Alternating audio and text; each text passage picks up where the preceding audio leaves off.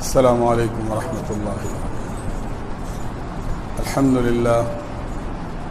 للہ رب العالمین والصلاة والسلام علی اشرف الانبیاء والمرسلین وعلی آلہ واصحابہ اجمعین اما بعد فاعوذ باللہ من الشیطان الرجیم بسم اللہ الرحمن الرحیم ومن احسن قولا ممن دعا الى الله وعمل صالحا وقال انني من المسلمين صدق اللہ العظیم۔ میرے بھائیوں، دوستوں، عزیزوں اور بزرگوں،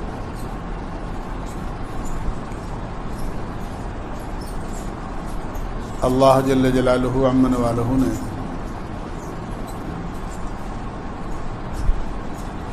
ہمیں ایمان کی دولت سے نوازا ہے۔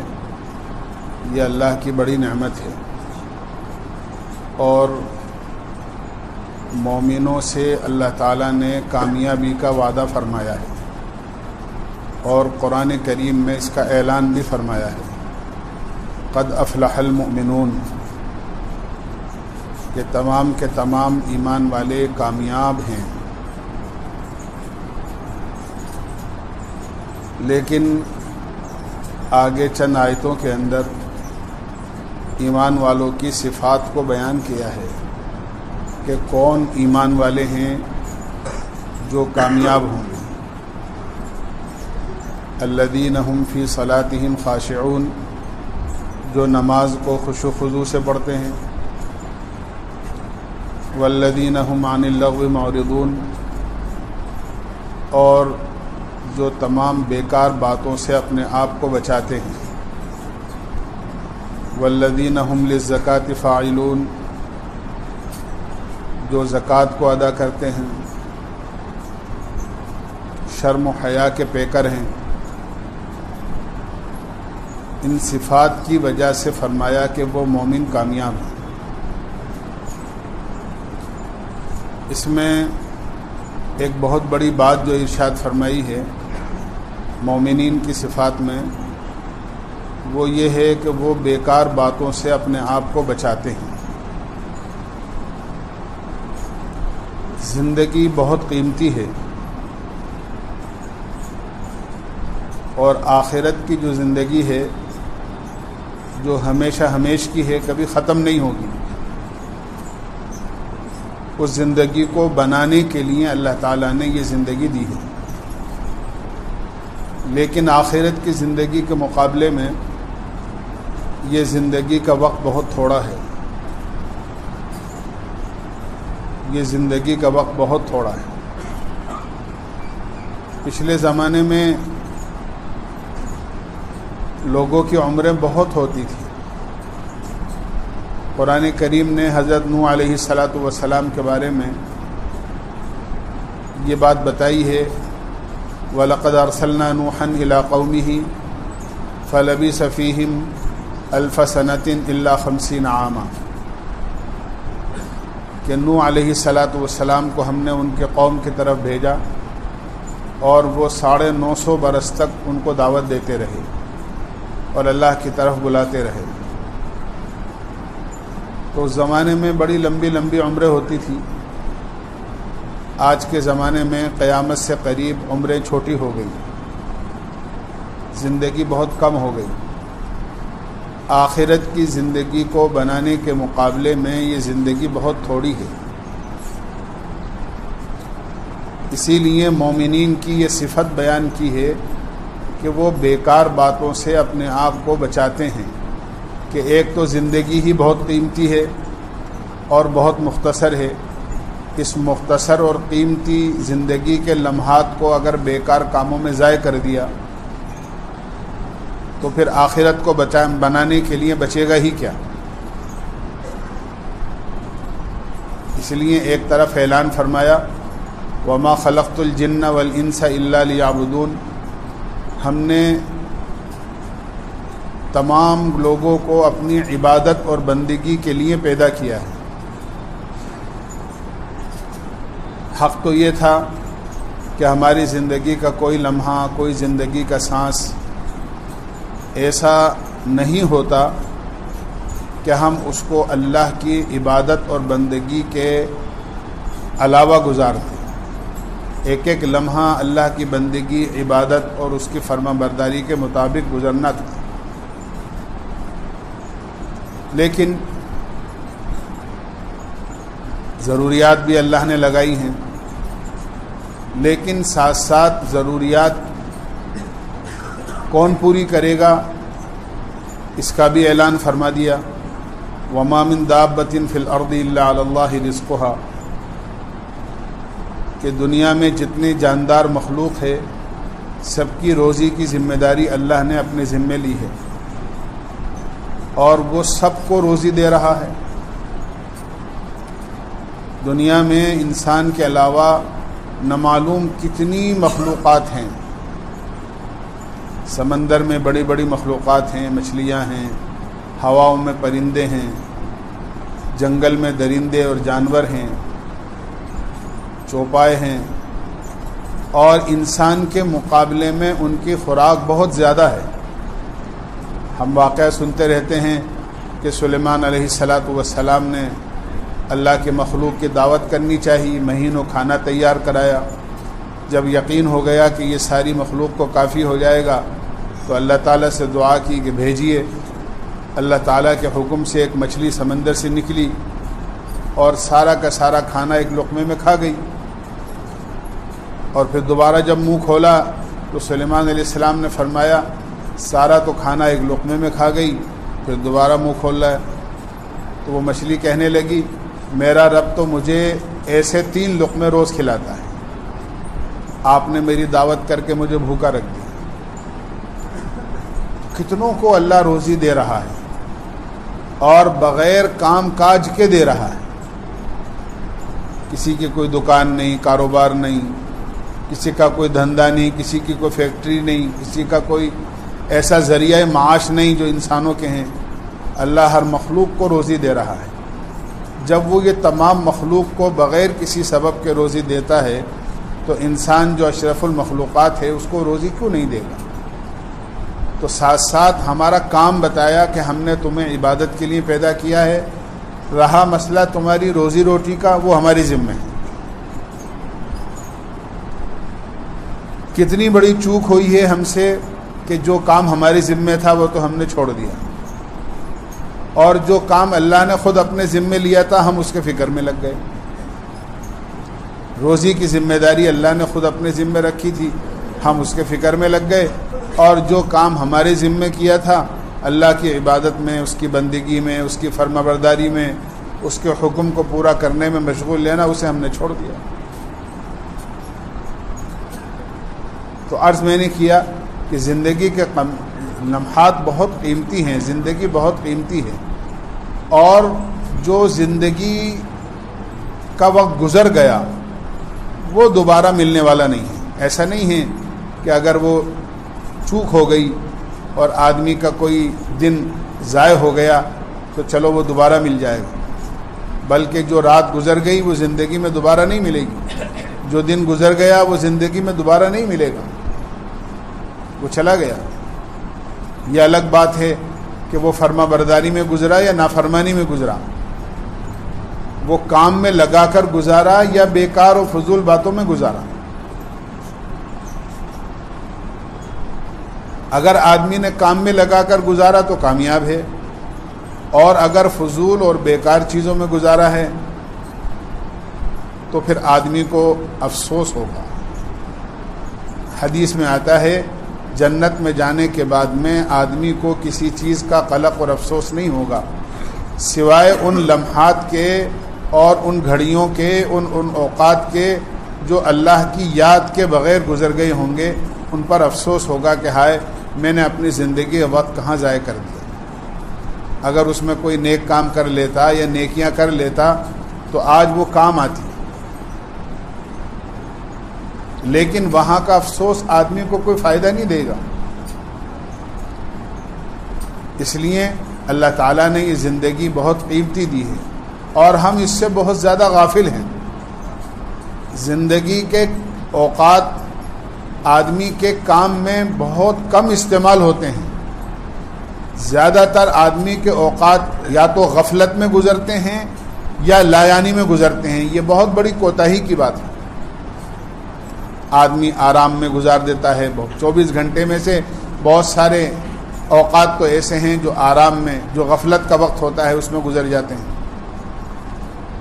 کچھ وقت آدمی کام کرتا ہے اور اس کے بعد جو وقت بچتا ہے اس کو لایانی اور فضول کاموں میں ضائع کر دیتا ہے. حالانکہ ایمان والوں کی صفت ہے کہ وہ بیکار باتوں سے اور بیکار کاموں سے اپنی زندگی کو بچاتے ہیں، اپنے اوقات کو بچاتے ہیں. اللہ کے نبی علیہ الصلاۃ والسلام نے ارشاد فرمایا، جو لوگ اپنے اوقات کو یا اپنے زندگی کے قیمتی لمحات کو بیکار کاموں میں ضائع کر دیتے ہیں، ان کی نیکیاں ایسے ختم ہو جاتی ہیں جیسے آگ سوکھی لکڑی کو کھا جاتی ہے. بھیگے ہوئے بالوں کو اس طرح صاف کر دیتا ہے. حدیث میں مثال دی کہ ایک آدمی کو اپنے بال کٹوانے ہیں تو بھیگے ہوئے بال گیلے کر کے اس طرح سے منڈے جاتے ہیں کہ جس طرح بھیگے ہوئے بالوں کو اس طرح بہت جلدی صاف کر دیتا ہے. فرمایا اس طرح بیکار اور فضول چیزیں، فضول کام، فضول باتیں آدمی کی نیکیوں کو ضائع کر دیتی ہیں. جس طرح سوکھی لکڑی کو آگ میں ڈال دیا جائے تو آگ اس سوکھی لکڑی کو بالکل جلا کر ختم کر دیتی ہے، کوئلہ بنا دیتی ہے. فرمایا اس طرح نیکیاں فضول باتوں سے ختم ہو جاتی ہیں، ضائع ہو جاتی ہیں. اس لیے ہمیں کام بتائے ہیں. ہم 5 وقت کی نماز پڑھیں، اللہ کو یاد کریں، قرآن کی تلاوت کریں، اللہ کا ذکر کریں، اچھے کاموں میں لگیں، بھلے کاموں میں لگیں، کسی کے ساتھ بھلائی کریں. ماں باپ ہیں تو ان کی خدمت کریں، اولاد ہے تو ان کی اچھی تربیت کریں. کاروبار میں ہیں تو کاروبار کو حلال و جائز طریقے سے کریں، حلال و حرام کی تمیز کے ساتھ کریں. کیا جائز ہے، کیا ناجائز، کیا حلال ہے، کیا حرام ہے، کیا صحیح ہے، کیا غلط ہے. مزدور ہیں تو مزدوری کو ایمانداری کے ساتھ کریں. کہیں ایسا نہ ہو، ہمیں ہر ایک کو جو جس کام میں ہیں اس کو اس کام کا طریقہ بتایا ہے. مزدور کو بتایا تمہیں مزدوری ایسے کرنی ہے، تاجر کو بتایا تمہیں تجارت اس طرح کرنی ہے. التاجر الصدوق الامین، اللہ کے نبی نے فرمایا سچا امانت دار تاجر قیامت میں نبیوں کے ساتھ ہوگا. فرمایا سچائی اور امانت داری، نہ آدمی اپنی تجارت میں جھوٹ بولے اور نہ اپنی تجارت میں کسی کو دھوکہ دے، غلط مال کو اچھا مال بتا دے، یہ دھوکہ ہے. اللہ کے نبی علیہ الصلاۃ والسلام بازار میں تشریف لے گئے کیونکہ اللہ کے نبی علیہ الصلاۃ والسلام کا یہ معمول تھا. نبی کی ذمہ داری ہوتی ہے کہ نبی جب اچھے کاموں کا حکم کرتے ہیں تو ان اچھے کاموں کا حکم کرنے کے بعد اس کی نگرانی بھی کرتے ہیں کہ جو بتایا تھا وہ صحیح ہوا بھی یا نہیں ہوا. جیسے ایک آدمی کو نماز بتائی آپ نے اور یوں فرمایا کہ صلو کما رأیتمونی اصلی، نماز ایسے پڑھو جیسے مجھے نماز پڑھتا ہوا دیکھتے ہو. تو ایک آدمی کو آپ نے دیکھا کہ اس نے آ کر مسجد میں نماز پڑھی تو آپ کے بتائے ہوئے طریقے کے خلاف پڑھی تھی. تو جب وہ آدمی آیا تو آپ نے اسے واپس کر دیا کہ جاؤ، واپس جاؤ، تم نے نماز نہیں پڑھی. 3 دفعہ آپ نے اس آدمی کو لوٹایا. پھر اس آدمی نے کہا کہ میں تو اس سے اچھی نماز نہیں پڑھ سکتا. تو پھر آپ نے اس کی اصلاح کری، نماز بتائی کہ دیکھو اس طرح پڑھتے ہیں نماز. تو آپ نے اگر کوئی عمل سکھایا ہے تو اس کی نگرانی بھی فرمائی. آپ نے کاروبار کا صحیح طریقہ بتایا تو آپ نے نگرانی فرمائی. آپ بازار تشریف لے گئے، آپ ایک غلے کی دکان پر گئے جہاں اناج بک رہا تھا، دیکھا کہ بہت اچھا اناج ہے. آپ کے ہاتھ میں کمچی اور چھڑی تھی، آپ نے اناج کی بوری میں اس کمچی کو نیچے کیا اور نیچے کا اناج اوپر اور اوپر کا نیچے کیا. دیکھا کہ نیچے اناج بھیگا ہوا تھا. اللہ کے نبی علیہ الصلاۃ والسلام نے کہا کہ یہ کیا ہے؟ اوپر تو سوکھا اور نیچے گیلا. کہنے لگا اللہ کے نبی بارش ہوئی تھی، اناج گیلا ہو گیا تو میں نے سوکھا اناج اوپر ڈال دیا کہ گیلے کو دیکھ کر تو کون خریدے گا، سوکھا ہوا دیکھ کر تو پھر لوگ خرید لیں گے. آپ نے فرمایا من غشنا فلیس منا، جو لوگوں کو دھوکہ دے اس کا ہمارا کوئی تعلق نہیں، وہ ہماری امت میں سے نہیں ہے. آپ نے اصلاح فرمائی. تو اللہ کے نبی علیہ الصلاۃ والسلام کا معمول تھا کہ اللہ کے نبی علیہ الصلاۃ والسلام عمل بتاتے تھے کہ کس کو کیا کرنا ہے، اور پھر اس کی نگرانی بھی فرماتے تھے کہ جیسا بتایا ہے ویسا ہو رہا ہے یا نہیں ہو رہا۔ تو ہر ایک کو کام بتایا، مزدور کو کام بتایا کہ اس کو ایمانداری کے ساتھ مزدوری کرنی ہے، اپنے مالک کی مال میں خیانت نہیں کرنی ہے۔ اگر مزدوری کرنی تو مزدور ایسے تیار ہوئے تھے کہ وہ خیانت نہیں کرتے تھے۔ حضرت ابن عمر رضی اللہ عنہ نے جنگل میں ایک مزدور کو دیکھا جو بکریاں چرا رہا ہے، اس کا امتحان لیا کہ ایک بکری ہمیں بیچ دو، اس کو کاٹیں گے، پکائیں گے، گوشت بنائیں گے، ہم بھی کھائیں گے، تمہیں بھی کھلائیں گے، اور بکری کی قیمت الگ مل جائے گی۔ وہ کہنے لگا نہیں، بکری میری نہیں ہے، میں تو نوکر ہوں، میں تو بکریاں چراتا ہوں، اور جو مزدوری ہے وہ مجھے مل جاتی ہے، بکریوں کا مالک تو دوسرا ہے۔ حضرت ابن عمر نے پھر امتحان لیا اس کا کہ کہہ دینا مالک سے کہ بھیڑیا کھا گیا ایک بکری، اور جنگل میں بھیڑیے بکریوں کو پکڑتے بھی رہتے ہیں۔ لیکن اس نے آسمان کی طرف دیکھ کر کہا فَأَيْنَ اللَّهُ، اللہ کہاں چلے جائیں گے؟ دنیا میں تو مالک کو کہہ دوں گا، لیکن قیامت میں اللہ کو کیا جواب دوں گا؟ تو ہر ایک کو کام سکھایا، مزدور کو مزدوری کیسے کرنی ہے، تاجر کو تجارت کیسے کرنی ہے، نمازی کو نماز کیسے پڑھنی ہے، مالدار کو زکوٰۃ کیسے دینی ہے، جو اللہ کے گھر کا حج کرنے اللہ کے گھر جا رہے ہیں ان کو حج کیسے کرنا ہے۔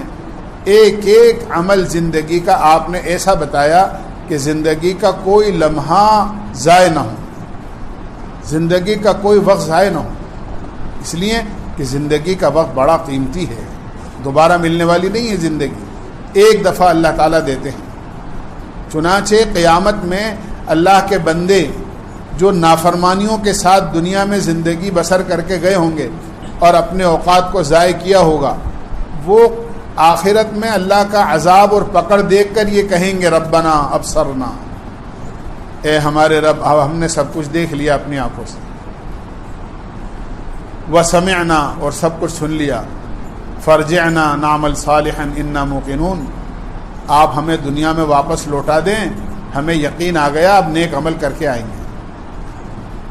اللہ تعالیٰ فرما دیں گے اب تمہیں واپس دنیا میں نہیں بھیجا جائے گا۔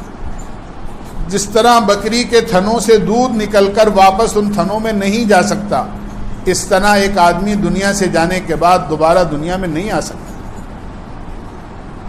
وقت ختم ہو گیا۔ اب تو جو کر کے آئے ہو اس کی جزا ملے گی جو اچھا کیا ہے، اور اگر برا کیا ہے تو اس کی سزا ملے گی۔ آدمی حسرت اور افسوس سے ہاتھ ملتا ہوا رہ جائے گا کہ ہائے میں نے اپنی زندگی کا وقت کیوں ضائع کر دیا۔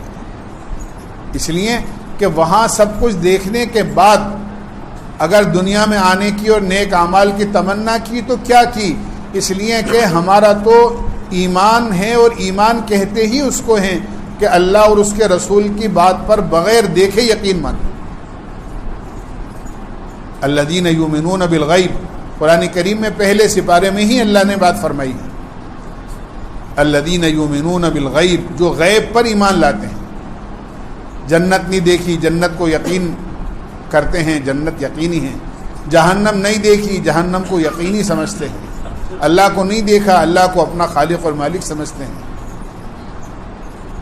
آخرت کی ہر چیز پر بن دیکھے یقین کرتے ہیں۔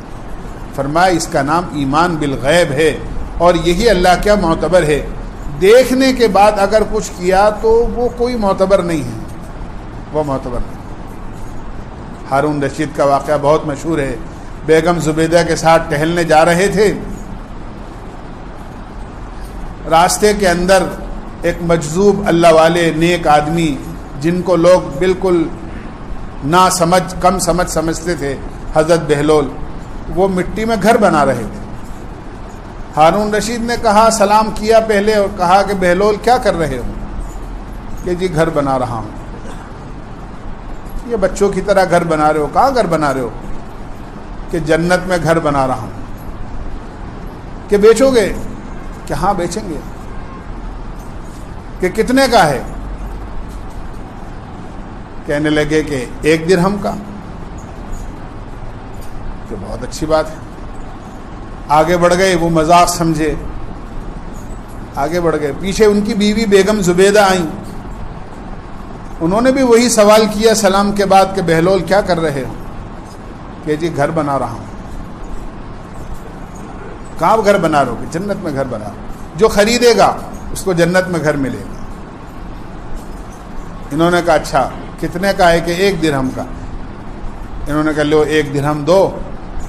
خادم سے کہا، خادم نے 1 درہم دے دیا۔ بہلول نے اس گھر پر مٹی میں بنا رہے تھے، نام سے بیگم زبیدہ کا نام لکھ دیا۔ بات آئی گئی ہو گئی۔ رات کو دونوں سوئے۔ ہارون رشید نے خواب میں دیکھا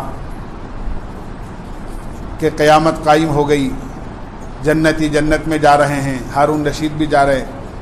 ایک بہت خوبصورت محل دیکھا جس پر لکھا ہوا تھا زبیدہ۔ کہنے لگے یہ تو میری بیوی کا ہے۔ داخل ہونے لگے تو منع کر دیا کہ تمہارا نہیں ہے، جو تمہاری بیوی کا ہے، اور یہاں جس کا ہوتا ہے وہی داخل ہوگا، دوسرا داخل نہیں ہوگا۔ کہ بھئی میرا کہاں ہے؟ کہ بہلول گھر فروخت کر رہے تھے تو تم نے نہیں خریدا، وہ تو تمہاری بیگم نے خریدا تھا۔ اسی کے اندر آنکھ کھل گئی اور انتظار میں رہے کہ اب اگلے دن پھر جاؤں گا، اور جانے کے بعد آج گھر ضرور خریدنا ہے۔ دیکھا تو بہلول پھر اسی طرح گھر بنا رہے تھے۔ کہ بہلول کیا کر رہے ہو؟ کہ جنت میں گھر بنا رہا ہوں۔ کہ بیچو گے؟ کہ ہاں بالکل بیچیں گے۔ کہ کتنے کا ہے؟ کہ 1,00,000 درہم کا ہے۔ ہارون رشید تعجب میں پڑ گئے کہ کل تو ایسا ہی گھر 1 درہم میں دے رہے تھے، آج 1,00,000 میں۔ کہنے لگے کل بن دیکھے سودا تھا، آج دیکھنے کے بعد کا معاملہ ہے۔ کل کا سودا بن دیکھے تھا، اس لیے قیمت۔ تو ہمارا تو سارا معاملہ یقین پر ہے، اور فائدہ اللہ کے احکامات سے اسی کو زیادہ ہوتا ہے جو یقین کرے۔ تو عرض میں نے کیا کہ اللہ نے ہمیں کام بتائے ہیں، اللہ کے نبی نے ہمیں کام بتائے ہیں۔ زندگی کا کوئی لمحہ ضائع کرنے کے لیے نہیں کہا۔ صبح اٹھ کر کیا کرنا ہے، دوپہر کو کیا کرنا ہے، صبح شام کو کیا کرنا ہے، رات کیسے گزرنی ہے، دن کیسے گزرنا ہے۔ ان کاموں کو چھوڑ کر اگر کوئی آدمی بیکار باتوں میں، بیکار چیزوں میں اپنا وقت ضائع کرتا ہے تو اس سے زیادہ ناسمجھ کوئی نہیں۔ ہمارے تو بزرگوں کا یہ معمول رہا ہے کہ اگر کوئی بیکار کاموں میں لگتا تھا تو وہ اپنی خدمت میں اس کو رکھنا ہی پسند نہیں کرتے تھے۔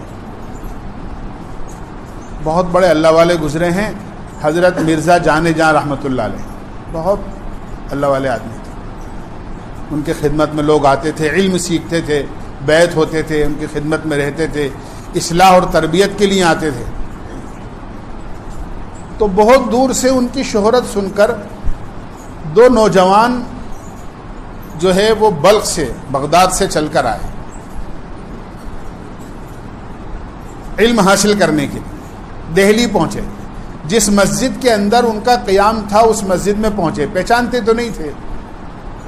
آ کر مسجد میں وضو کرنے کے لیے حوض پر بیٹھے۔ دونوں نے آپس میں بات شروع کری۔ ایک کہنے لگا کہ اپنے ہاں بلخ کی مسجد کا حوض بڑا ہے، تو دوسرا کہنے لگا نہیں، یہ جو مسجد ہے نا اس کا حوض بڑا ہے۔ اب وہ کہنے لگا نہیں، تمہارا اندازہ غلط ہے، بلکہ وہاں کا حوض بڑا ہے۔ یہ کہتے ہیں میرا حوض یہاں کا حوض بڑا ہے، وہ کہتے ہیں وہاں کا حوض بڑا ہے۔ اتنے میں وضو پورا ہو گیا۔ مرزا جانے جا رحمۃ اللہ علیہ ان کی باتوں کو سن رہے تھے۔ انہوں نے نماز پڑھی۔ نماز پڑھنے کے بعد پوچھا مرزا جانے جہاں کون ہیں؟ پتہ چلا وہاں حجرے میں موجود ہیں، تشریف چلے گئے۔ سلام کیا، بیٹھے۔ پوچھا کہاں سے آئے ہو؟ کہ فلاں جگہ سے آئے۔ کیسے آئے ہیں؟ کہ جی علم حاصل کرنے کے لیے آئے ہیں، آپ کی صحبت میں رہیں گے، آپ کی خدمت میں رہیں گے، علم حاصل کریں گے۔ کہنے لگے بہت اچھی بات ہے۔ کہنے لگے کہ یہ فیصلہ ہوا یا نہیں ہوا کہ یہاں کا حوض بڑا ہے یا بلخ کا حوض بڑا ہے؟ تو ایک دم سے ان کو ہوا کہ یہ کیا، حضرت کو کیسے پتہ لگ گیا؟ ہماری گفتگو جو وضو کرتے میں ہو رہی تھی حضرت کو پتہ لگ گیا۔ کہنے لگے اس کا فیصلہ ہوا یا نہیں ہوا کہ وہاں کا حوض بڑا ہے یہاں کا حوض بڑا ہے؟ تو ایسا کرو کہ پہلے وہاں جاؤ اور وہاں جا کر وہاں کا حوض ناپ کر آؤ، اور پھر یہاں کا حوض ناپنا، پھر فیصلہ کرنا کہ وہاں کا بڑا ہے یہاں کا بڑا ہے، اس کے بعد علم حاصل کرنا۔ پہلے اس کا فیصلہ تو کر لو کہ کہاں کا حوض بڑا ہے۔ وہ بہت شرمندہ کے ہیں۔ کہنے لگے جو لوگ علم حاصل کرنے کے لیے آئے ہیں اور فضول باتوں میں لگ رہے ہیں وہ کیا علم حاصل کریں گے؟ ایسا لگتا ہے کہ تمہارا شوق اور تمہارا جذبہ بیکار باتوں میں لگنے کا ہے، علم حاصل تم سچے طالب علم بن کر نہیں آئے ہو۔ اگر سچے طالب علم بن کر آتے تو تم کبھی بھی اس گفتگو میں نہیں لگتے کہ یہاں کا حوض بڑا ہے یا وہاں کا حوض بڑا ہے۔ اگر وہاں کا حوض بڑا ہے اور یہاں کا چھوٹا ہوا تو تمہیں کیا فائدہ، اور اگر یہاں کا بڑا ہوا وہاں کا چھوٹا ہوا تو تمہیں کیا فائدہ؟ اس میں نہ تمہاری دنیا کا کوئی فائدہ نہ دین کا کوئی فائدہ۔ تو لغو اور بیکار بات کہتے ہی اس کو ہیں جس میں نہ دین کا فائدہ نہ دنیا کا فائدہ۔ بڑی عبرت کی بات ہے، ہم لوگوں کے بہت سارے اوقات ایسے کاموں میں گزرتے ہیں۔ میں نے شاید پہلے بھی عرض کیا تھا کہ ہمارے کام تو ایسے گزرتے ہیں۔ ایک صاحب کا فون آیا میرے پاس، کہنے لگے مفتی صاحب ایک بات بتائیں، بحث ہو رہی ہے کہ آدم علیہ السلام کی عمر کتنی تھی؟ آدم علیہ السلام کی عمر کتنی تھی؟ میں نے کہا ٹھیک ہے بتا دوں گا، لیکن یہ تو بتاؤ ذرا دعا قنوت یاد ہے؟ تو فون بند کر دیا۔ یعنی وتر میں پڑھی جانے والی دعا قنوت جس کا پڑھنا روزانہ عشاء کی نماز کے بعد واجب ہے، وہ تو یاد نہیں ہے، اس کی فکر نہیں ہے۔ آدم علیہ السلام کی عمر کی فکر ہے، نہ قبر کے سوالوں میں یہ سوال ہے، نہ قیامت کے سوالوں میں یہ سوال ہے کہ اللہ کے ہم پوچھ ہوگی کہ آدم علیہ السلام کی عمر کتنی تھی، کم تھی یا زیادہ تھی، جتنی۔ تو بیکار باتوں میں لگنا جس سے نہ دنیا کا فائدہ نہ دین کا فائدہ، فرمایا یہ مومنین کی صفت نہیں ہے۔ مومنین کی صفت تو یہ ہے الذین هم عن اللغو معرضون، وہ ہر بیکار بات سے اور ہر بیکار کام سے اپنے آپ کو بچاتے ہیں۔ کیوں؟ کہ وہ یہ سمجھتے ہیں کہ زندگی کا ایک ایک لمحہ قیمتی ہے، اس میں کرنے کے کام بتائے گئے ہیں، لہذا کرنے کے کاموں میں لگنا ہے اور جو نہیں کرنے کے کام ہیں ان سے اپنے آپ کو بچانا ہے۔ اللہ ہمیں سمجھنے کی اور عمل کی توفیق نصیب فرمائے۔ وآخر